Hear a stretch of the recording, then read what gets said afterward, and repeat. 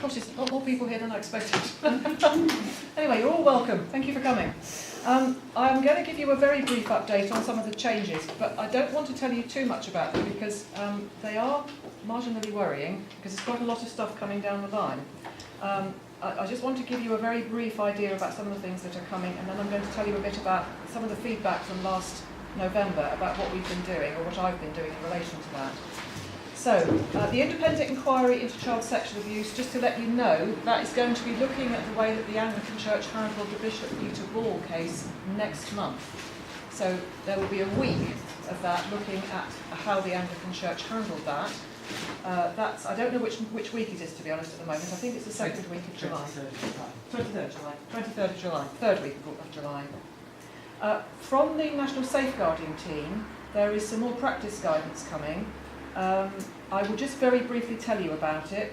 So one of them is called Responding to Safeguarding Allegations or Concerns that are not to do with church officers, that's non-church officers, for children and adults at risk. That's coming, it says at the beginning of June. Well, as we're now nearly in the middle of June, I suspect they've missed the deadline for that, so it'll be sometime in June. There's another one called Safer Environment and Culture, a guide to safer working practices and activities. That is also due any day. Rule of practice guidance in respect of permission to officiate. That's expected to be published by the end of May. They've definitely missed that one. I suspect it will be sometime this month again. Reporting of serious incidents to the Charities Commission. This is something that I've had a little bit of a problem with. A lot of churches and PCC people do not understand that as PCC members they are also charity trustees, which places a responsibility on them to actually also consider the Charity Commission, and if you get a serious safeguarding incident you have to make a report to the Charity Commission. Okay? There's the final report into the past cases review has been received, and that's about to be considered with a view to giving direction to the various dioceses that have to take further action. I'm not going to say any more about that, we'll have something coming on that later. And the report of the Seal of Confession Working Party has been received and is now going to the House of Bishops. So they're considering the Seal of Confession recommendations.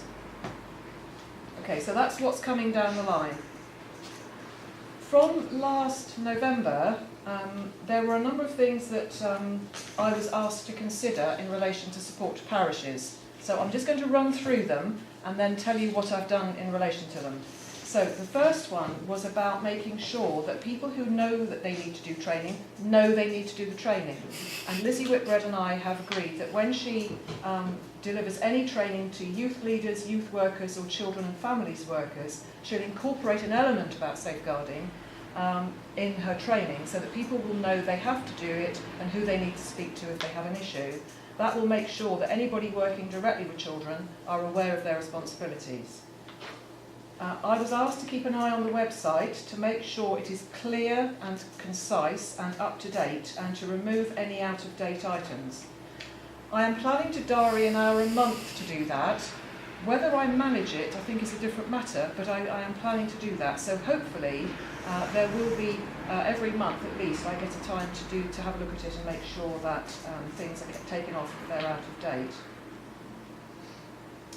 In the 2019 Parish Safeguarding Officer /Rep workshops, the presentation, the request was to include a presentation or some work on sharing good practice across multi-parish teams and benefices. That's what came from last November.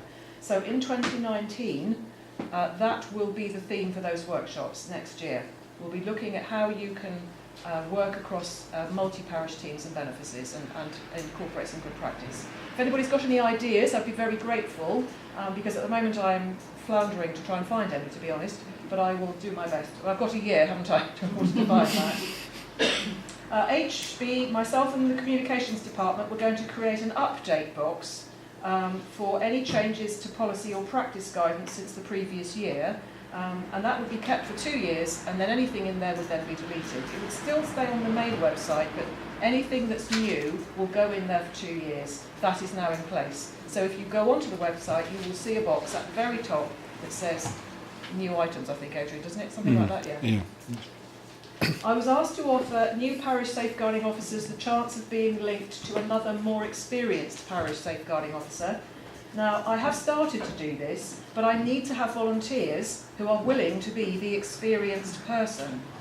I need a spread of people across the diocese who are willing for me to share their contact details. So if you are willing to be the experienced person, can you email me after this meeting and let me know if you're happy for me to share your contact details? But I promise you I would always ring you or email you first before I did that and let you know who the person's going to be. Okay? So it would be really helpful if I could have a small core of people who are happy to do that. I was asked to make sure that I was continuing to meet with new parish safeguarding officers when they're appointed. That is my standard practice. I always offer to meet up with them, and often, or usually, with their incumbent or priest in charge too, not just on their own, because I think there's something about making sure that people are seen to be working together and in partnership. Okay? Parishes to be offered the opportunity to have a parish audit by Steve. That's true, isn't it? You said that you were happy to do that?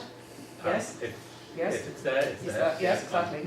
So if anybody's interested in asking Steve to carry out an audit or would be happy to help him, please could you also let me know again. Jane has done a couple now, haven't you, Jane? So if anybody wants to talk to Jane about how it looks and how it feels, I'm sure you'd be happy to have conversations with people today. But please let me know if you'd like to think about doing that. But there's just a small word of advice. Please get the agreement of your incumbent or priest in charge first, okay? Don't spring it on them, they might not be very happy. I mean, sorry, if I could just come in there. I mean, don't use the word audit. Those of you who have been in education already at the local authorities, you may fear that word and imagine that somebody's going to descend on you and start poring over your records in great detail. It is more of a conversation between me and the diocese. It gives me an opportunity to find out from the parish, the issues that you're experiencing, some problems. It's an opportunity for you to raise issues with me, to ask questions, and really it's just a way of helping each other. So it's not onerous. I hope Jane would agree, and not threatening in any way. It is just a helpful discussion. Yes. Thank you. Okay. Training for parish safeguarding officers in how to deal with disclosures. That's been the theme of the parish safeguarding officer workshops this year. 2 down, 2 to go. So if you're coming to a workshop, that's what the theme is going to be, about dealing with disclosures. Okay, those of you who've been will have had it already. Data protection information and storage of safeguarding records of information. Do not destroy anything that relates to safeguarding. I'll repeat that. Do not destroy anything that relates to safeguarding. Okay? Ever. And the last one is issues with DBS applications. Adrian and I are going to be running some verifier training in the autumn. 1 session in each archdeaconry. As a strong recommendation that people should attend, whether you've been doing it for 15 years or you've been doing it for 5 weeks. Okay? Please, I would urge you to come. And if there's anything particular that you want us to cover, again, can you send us an email or let us know what you'd like us to cover? It will be quite a straightforward, it's only going to be about an hour and a half, it's not going to be very long or involved, but it will be a refresher on how to do DBS verifying. Okay?